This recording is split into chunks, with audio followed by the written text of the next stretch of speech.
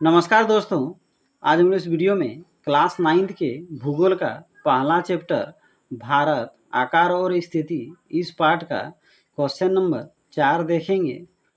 तो देखिए question number 4 है, हिंद महासागर में भारत की केंद्रीय स्थिति से इसे किस प्रकार लाभ प्राप्त हुआ है। तो दोस्तों यहाँ आपसे क्वेश्चन पूछ रहा है कि हिंद महासागर में जो भारत की स्थिति है उससे भारत को किस प्रकार लाभ हुआ है, क्या क्या लाभ हुआ है। तो चलिए इसका आंसर जानते हैं। हिंद महासागर में भारत की केंद्र स्थिति से भारत को निम्नलिखित प्रकार से लाभ हुआ है। तो चलिए जानते हैं भारत को क्या क्या लाभ हुआ है, कैसे लाभ हुआ है। जलमार्ग भारत को पश्चिम में यूरोप के देशों और पूर्वी एशियाई देशों से जोड़ता है। तो दोस्तों भारत जलमार्ग के द्वारा यूरोप के जो देश हैं वहाँ भारत आसानी से व्यापार कर सकते हैं, जाते हैं। फिर पूर्वी एशियाई जो देश हैं उनसे भी भारत का सीधा संपर्क स्थापित है। यानी हिंद महासागर के जलमार्ग द्वारा भारत यूरोप के देशों के साथ भी व्यापार कर सकता है, करता है, और एशियाई देशों के साथ भी व्यापार करता है। तो पहला लाभ यही हुआ। दूसरा लाभ देखते हैं, भारत अन्य देशों के साथ व्यापार करता है। तो दोस्तों भारत हिंद महासागर के जलमार्ग द्वारा अफ्रीका, यूरोप, दक्षिण अफ्रीका, ऑस्ट्रेलिया इन देशों के साथ जलमार्ग द्वारा व्यापार करता है, जिससे भारत को अच्छी खासी आमदनी होती है। तीसरा लाभ देखते हैं, भाषा, संस्कृति, रीति रिवाज का आदान प्रदान।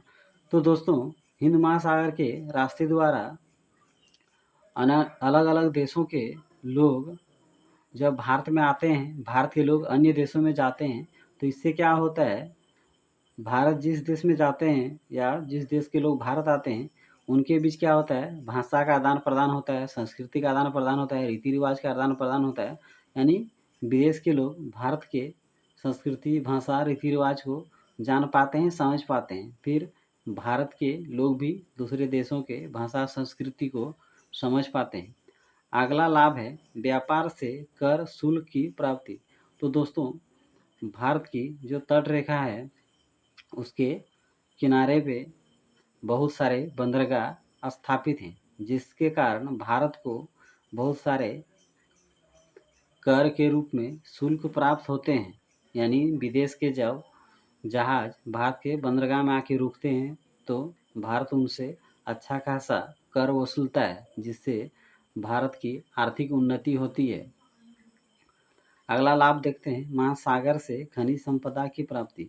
तो दोस्तों हिंद महासागर से भारत को मछली की प्राप्ति होती, जिससे मछली का व्यापार कर भारत अच्छा खासा मुनाफा कमाता है।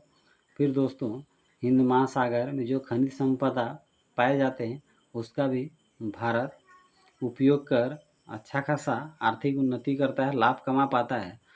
तो दोस्तों हिंद महासागर में भारत की केंद्र स्थिति से भारत को क्या क्या लाभ है, तो भारत को अनेक लाभ हैं, बहुत प्रकार का लाभ हुआ। यानी भारत इन मार्गों द्वारा दूसरे देशों के साथ व्यापार स्थापित करता है, दूसरे देशों के साथ आयात निर्यात करता है, भारत अपने बंदरगाह से कर वसूल करता है।